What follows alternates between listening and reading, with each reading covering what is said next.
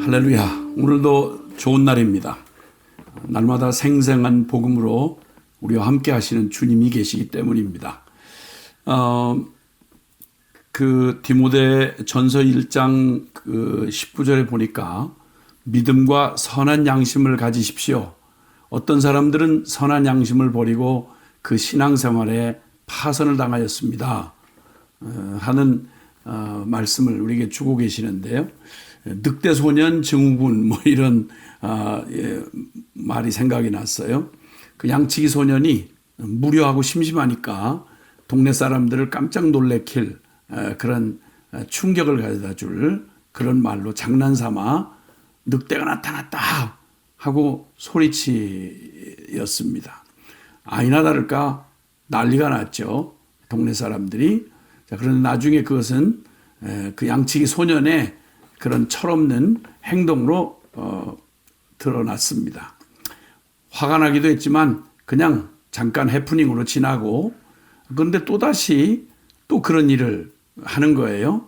근데 이게 장난으로 그냥 이게 장난이면 괜찮겠는데 사실이면 큰일이거든요. 그러니까 뻔히 좀 반신반의하면서도 또 한 번 속고 또 한 번 속고, 그러다 나중에는 진짜 이제 늑대가 나타나서 다급하게 소리를 치는 소년의 외침이 결국 사람들의 코웃음거리도 안 됐고 결국은 그만 아무런 도움도 주지 못한 채 늑대 소년의 그런 거짓은 진짜 상황이 벌어졌을 때 아무런 알람 기능을 하지 못한 그러한 재미있는 우화 이야기가 있습니다. 우리 신앙생활에도 정말 주의를 기울여야 하는, 아주 주의를 기울여야 되는 우리 그 마음의 등불, 즉 영혼의 소리라고 할 수 있는 양심의 소리가 우리에게 늘 알람 역할을 해줍니다. 남은 다 몰라도요. 그리고 다른 사람은 속일 수 있어도 그런 내 속에 있는 내 양심은 속일 수가 없기 때문에 어쩌면 우리의 마음의 최후의 보루라고 할 수 있습니다. 특히 영적 삶을 살아가야 되는 우리에게 있어서, 영적 생활에 있어서 이 알람 기능을 하는 양심의 소리는 우리를 늘 항상 깨우쳐주고 하나님의 말씀 앞에, 또 살아계신 하나님 앞에 설 수 있게 하는 아주 중요한 그러한 기능이기도 합니다. 근데 오늘날 진짜 이렇게 너무도 혼잡하고 거짓되고 복잡한 현대를 살아가는, 특히나 그 중심에 있어서 이 모든 문명의 소용돌이 안에서 이 정신 차리고 살아가야 되는 교회와 우리에게 있어서는 더욱 이 심각한 경고가 아닐 수가 없습니다. 왜냐하면 너무 유사하고 너무 그럴듯하고 너무 멋져 보이는 이론들과, 그리고 그런 눈에 번쩍이는 그러한 실상들과 이런 것들이 수많이 노출되다 보면 이 잦은 이 노출에 의해서 내 기능을 하는 양심의 이 기능이 자꾸만 이것저것 이렇게 시달리다가 보면 어느 때 이 양심의 소리에 자꾸만 한 번 넘어가고 두 번 넘어가고 타협을 하다 보면 양심이 무뎌지는 그런 위험천만한 일이 생기는 것이죠. 자, 그런데 사실 우리의 양심을 늘 일깨워서 참 범죄로 말미암아 양심의 기능이 완전히 참 이렇게 마비가 된 거죠.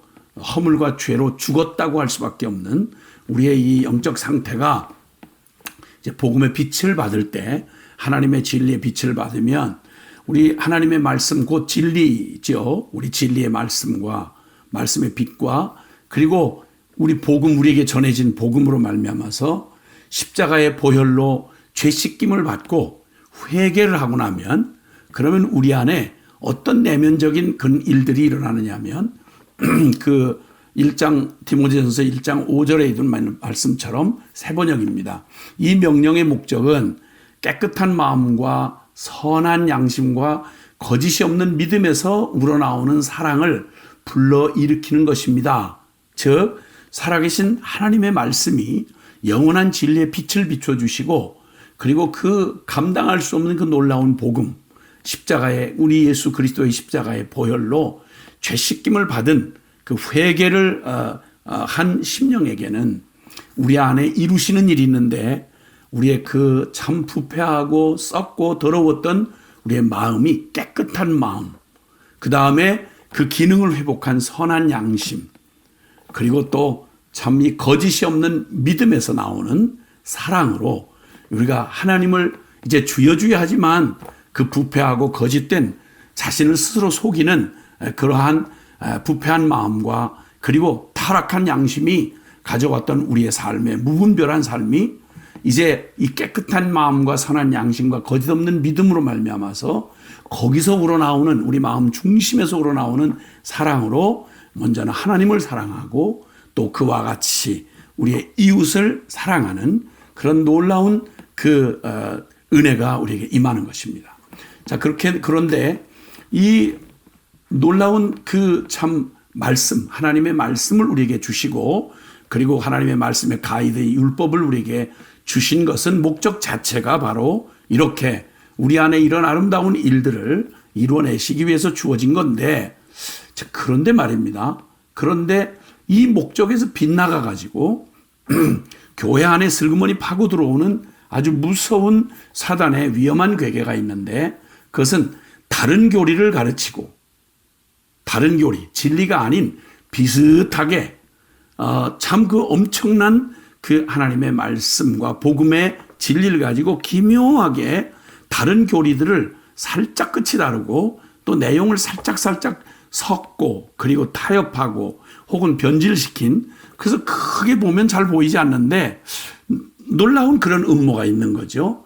그래서 다른 교리를 가르치고 그리고 신화와 그 사람들의 호기심을 유발시키는 그런 신화와 끝없는 족보 이야기, 이런 것들로 정신을 팔도록 하게 하는 이런 위험이 교회 안에 스물스물 밀려 들어온 것입니다. 자, 이런 것들은 믿음 안에 세우시는 하나님의 경륜을 이루는 것보다는 도리어 쓸데없는 변론을 일으키는 겁니다.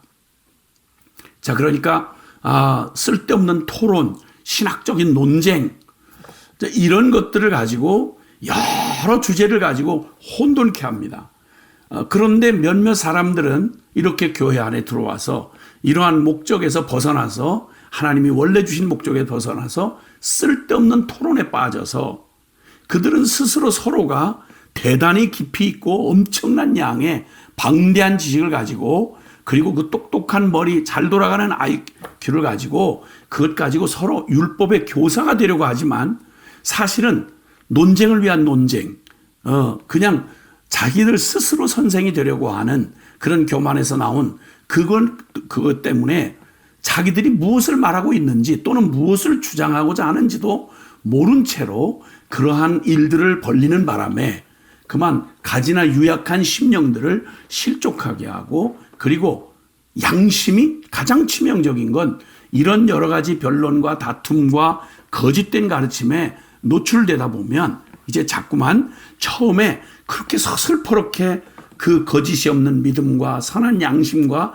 깨끗한 마음으로 이렇게 다시 활기를 찾은 우리의 영혼 안에 치명적인 그 독을 품어넘는 것입니다. 사실 이 모든 것들, 이 혼란스러운 때에 우리가 꼭 주목해야 될 것은 바로 11절에 있는 말씀처럼 건전한 교훈은 정말 깨끗하고 순전한 하나님의 말씀을 원래 목적대로 전하는 것은 복되신 하나님의 영광스러운 복음에 맞는 것이어야 된다. 예.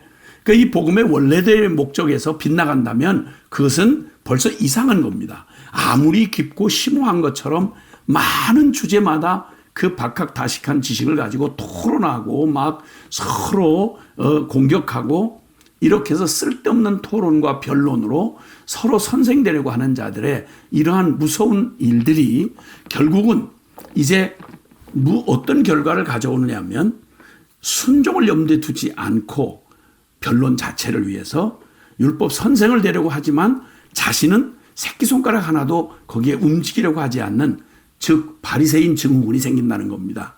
율법의 지식이 늘어나고 복음에 대한, 성경에 대한 그런 신학적 그런 지식이 늘어나고 서로 그것 경쟁하다 보면 그 주신 목적대로 순종하는 삶이나 경외함을 찾아볼 수 없이 자꾸만 이런 반복된 것에 주의를 바꾸다 보면 그만 자기들의 유익을 위해서 악한 동기로 이렇게 하나님의 말씀을 이용하는 무서운 일이 생긴다는 것입니다. 그 영혼의 그 참 기능이었던 양심의 그러한 그 양심을, 선한 양심의 소리를 늑대 소년 증후군처럼 이제는 잦은 알람을 울려주는 양심의 소리를 자꾸만 자기 변명, 합리화, 신학적 이론, 변론, 토론 이런 걸 가지고 양심을 한 번씩 두 번씩 저버리기 시작하면, 외면하기 시작하면 나중에는 급기야는 그 신앙생활이 파선에 이르고 만다라고 이렇게 말씀하는 것입니다. 초대교회 당시에도요, 사도들이 눈을 시퍼렇게 뜨고 있는 12사도들이 살아있는 그때에도 이런 일들이 일어났는데 20절에 보니까 그렇게 된 사람들 중에, 즉 선한 양심을 버리고 그 신앙생활에 파선을 당한 사람 중에 두 사람이, 두드러진 두 사람이 있는데 후메네오와 알렉산더라는 사람입니다. 나는 그들을 사탄에게 넘겨주었다, 이렇게 표현을 합니다. 교회에 막대한 그런 지장을 주고 연약한 그 양심들을 그냥 무디게 하고 그리고 파멸로 끌어가는 그런 짓을 하는, 스스로도 깨닫지 못한 채 이런 위험에 빠졌던 사람들의 특징이 뭐냐면 선한 양심을 버린 것입니다. 여기서부터 그들의 그 박학다식하고 그렇게 많이 배웠던 그 엄청난 복음의 진리가 결국은 그들에게 실제가 되지 못하고 신앙생활을 파손하는 데까지 이르게 되는 이러한 일이 주어지고 말았습니다. 이때 기억해야 될 게 있습니다. 13절부터 보면 우리가 받은 은혜의 복음이 어떠한지를 기억하라는 겁니다. 그러니까 참 믿음, 이 거짓이 없는 믿음, 우리가 믿는다고 말하는 그리스도인의 믿음, 복음을 믿는 이 믿음이야말로 이게 어떻게 이런 결과를 가져올 수 있겠어요? 이걸 잊지 않는다면 우리가 받은 복음이 어떤 복음입니까?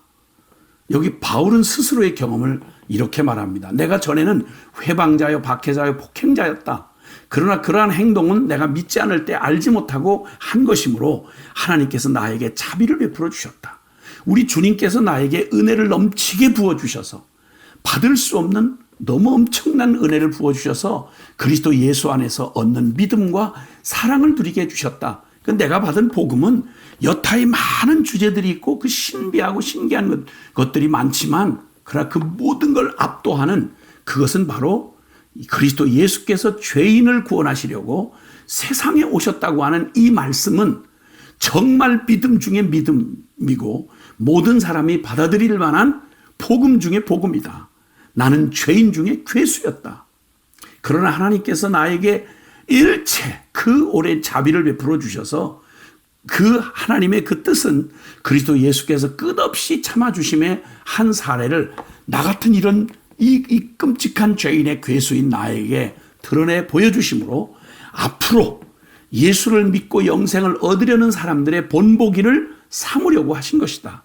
도대체 이 은혜를 주신 하나님이 어떤 분이냐? 그분은 영원하신 왕, 곧 없어지지도 않고 보이지도 않는 오직 한 분이신 하나님, 존귀와 영광을 영원 무궁토록 받으시기에 합당하신 그 하나님이 그 아들을 내어주신 이 복음을 우리가 받았다.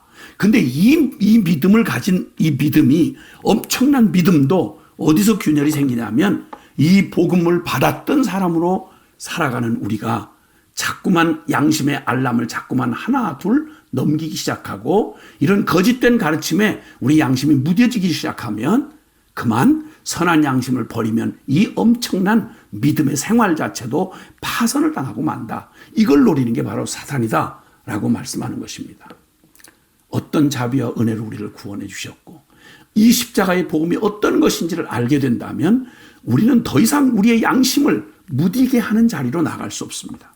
작은 하나라도 우리 양심을 속이는 일이 있어서는 안 됩니다. 믿음과 선한 양심을 가지십시오.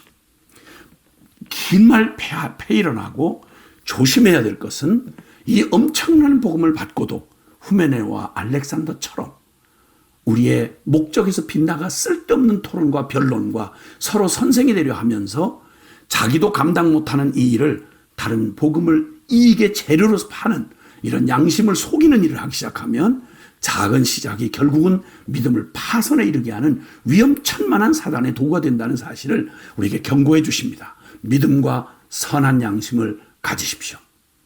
사단을 물리치십시오.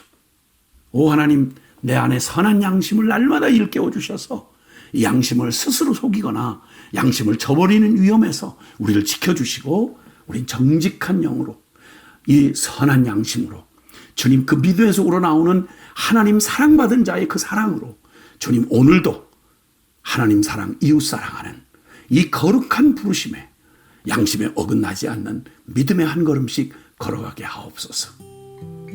예수님 이름으로 기도합니다. 아멘.